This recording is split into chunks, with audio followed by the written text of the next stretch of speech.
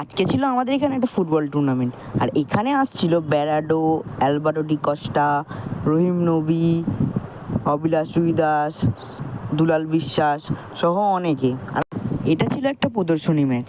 বজবজ আর মহেশতলার যত প্লেয়ার আছে সেটা হচ্ছে একদিকে, আর যত আমাদের বেঙ্গল কলকাতার মাঠ কাঁপানো যত প্লেয়ার আছে তারা হচ্ছে আর একদিকে। তারপর শুরু হলো সব প্লেয়ারদের ওয়ার্ম আপ করা, আর ওইদিকে ব্যারাডো ওয়ার্ম আপ করছে। তারপর টস হতে খেলাটা শুরু হলো। এরা যে আর খেলে না মাঠে সেটা দেখে বোঝাই যাচ্ছিল না। এত সুন্দর এখনও টাচ আর স্কিল দুর্দান্ত। এদের খেলা দেখে আমরা পুরো মুগ্ধ হয়ে গেছিলাম। ওরা যদি এখন এত ভালো খেলে তাহলে প্রাইম টাইম যখন ছিল ওদের তাহলে কত ভালো খেলতো। আর এক একটা অ্যালভারো ডি কস্টা শট নিচ্ছিল মারাত্মক, সেই লেভেলের। আর আমাদের বাটা বজবজের ছেলেরাও কিন্তু কম না, পুরো টক্কর দিচ্ছে। আর এরাও তো কলকাতা মাঠ দপানো ছেলে না, বুঝতে হবে।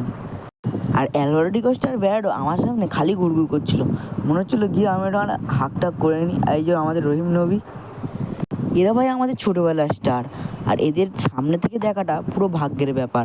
আর তোমরা ভাবছোই তো এতদিন পর ভিডিও কেন দিচ্ছি। আর আমি না হসপিটালে ভর্তি ছিলাম প্রায় 8-10 দিনের মতো, আমার জন্ডিস হয়েছিল তার কারণে।